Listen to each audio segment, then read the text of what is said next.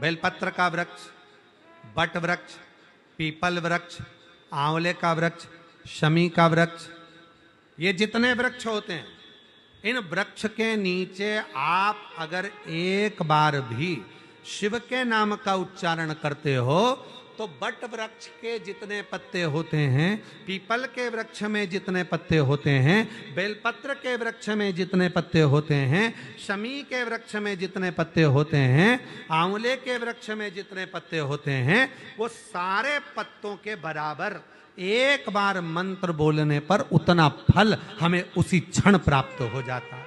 उसी क्षण, एक पल में ही प्राप्त हो जाता है।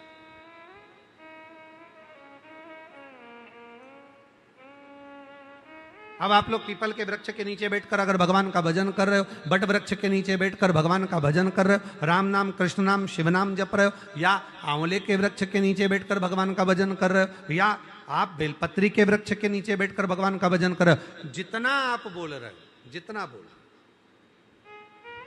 एक बार भी अगर आपके मुख से नाम निकला है, वो बट वृक्ष के पत्ते जितने हैं, जितने पत्ते लगे उतना फल एक क्षण में हमें प्राप्त हो जाए, एक क्षण में प्राप्त।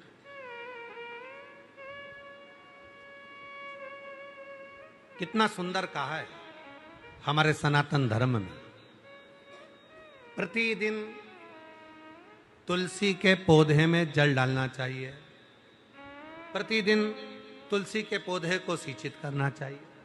क्यों? कहा, जब घर की स्त्री, घर की नारी, घर की मां, घर की बेटी जब तुलसी के पौधे में जल डालती है या बेलपत्र के पौधे में जल डालती है,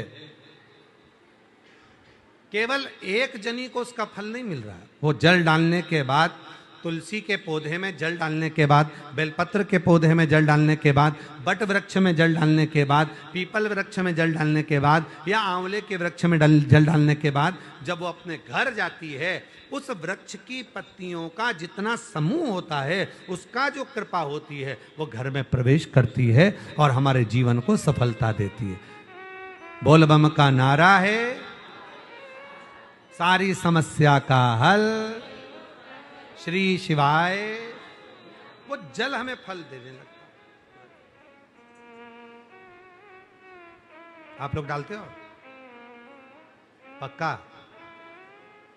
तुलसी में, बेलपत्र में शिव जी को चढ़ाते? हाँ, लखनऊ वाले चढ़ाते हो? शिव एक लोटा जल चढ़ाते।